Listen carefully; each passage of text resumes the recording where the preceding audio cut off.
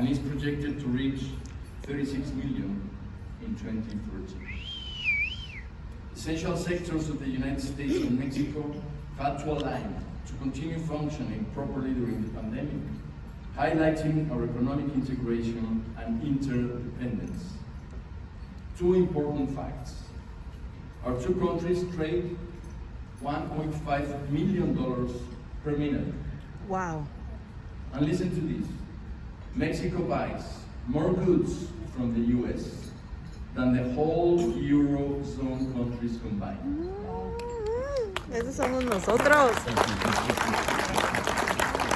Que no se les Our olvide. trade and proximity allow us to create an integrated North American supply chain in which Mexico and the US trade while manufacturing goods together. This means that our economies don't compete against one another. They mostly complement each other. COVID-19 and the invasion of Ukraine were very sad wake-up calls from which we have to learn.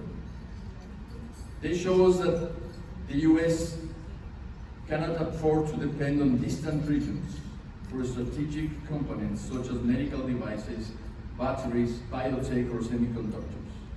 This is why nearshoring has made Mexico the US biggest asset in its geopolitical competition with China. And this is not only trade. Mexico and the US and Canada integrating a competitive and humanistic North America region with a key role to play in issues that affect the whole world.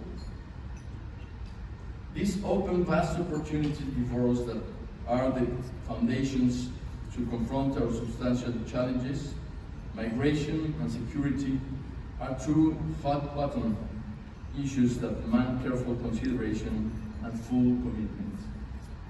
On the migration issue, we have maintained close communication with government decision makers, Congress members, and think tanks about the relevance of thinking about migration in a broad context and the need to understanding it is a constant global macro phenomenon.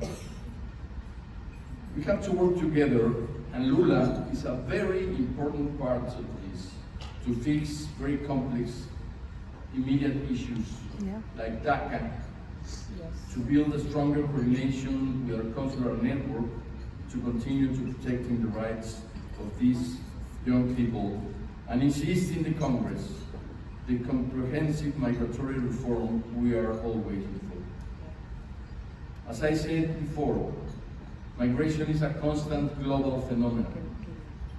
When I went into California border, there were 80 different nationalities. Yeah.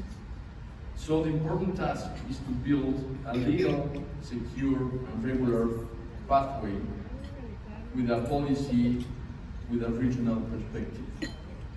We have worked to raise the need to think new schemes, including the idea of circular migration and temporary workers.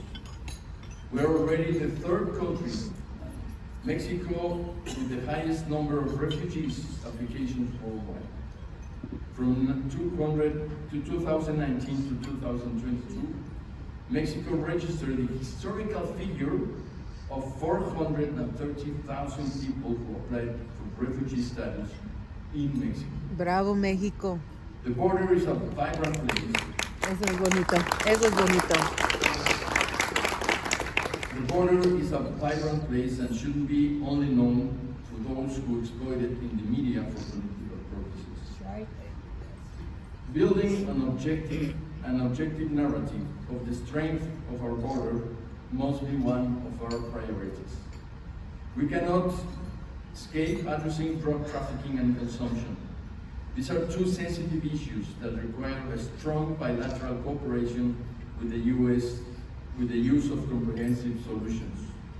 Fentanyl's impact, in particular, needs a multifaceted approach, combining law enforcement efforts and at the same time tackling the root causes of addiction. A few members of Congress, with a blatant disregard for other countries' national sovereignty, have used this immense problem trying to score some electoral points at the expense of the U.S.-Mexico relationship. Yep. Others have claimed the Mexican government is doing nothing to tackle this scourge. These narratives seem focused on stoking resentment and advancing panic and putting forward workable solutions.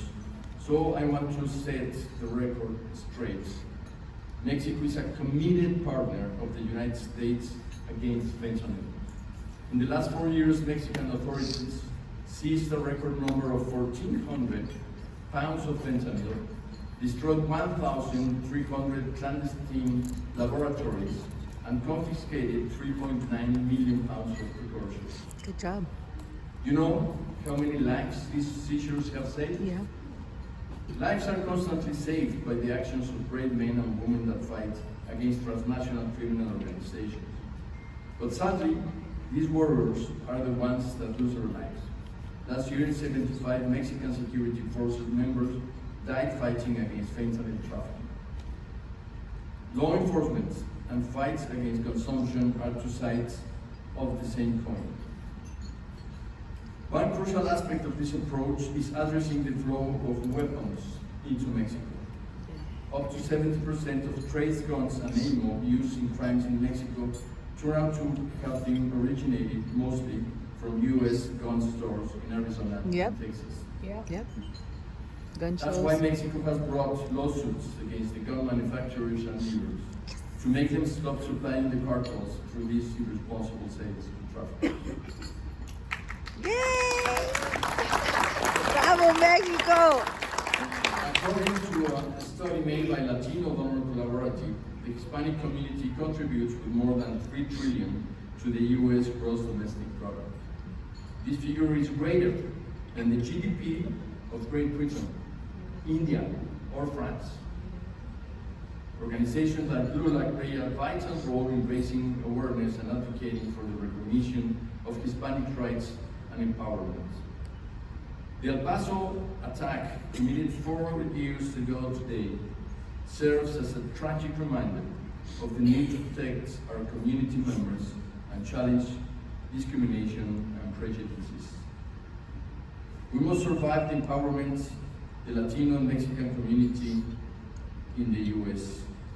Another illustration of our commitment is the initiative the Embassy, the federal government have undertaken to support eligible citizens in becoming naturalized. That would be nice.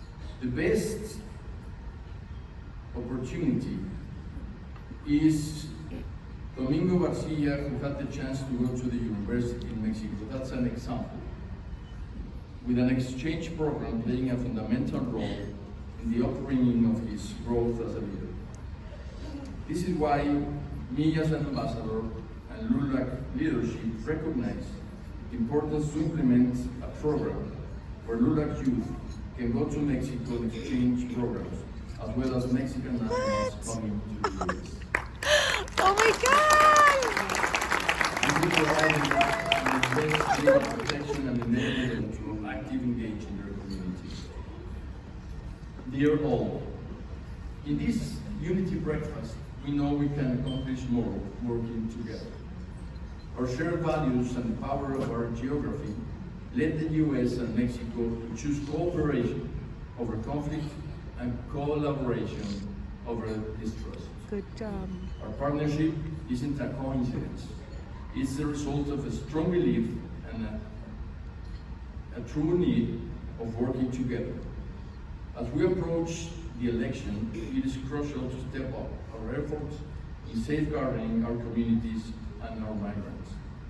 Let's continue raising our voices and acting together for the sake of our people and the sake of our bilateral relationship. We count on LULAC for this endeavor. Thank you very much.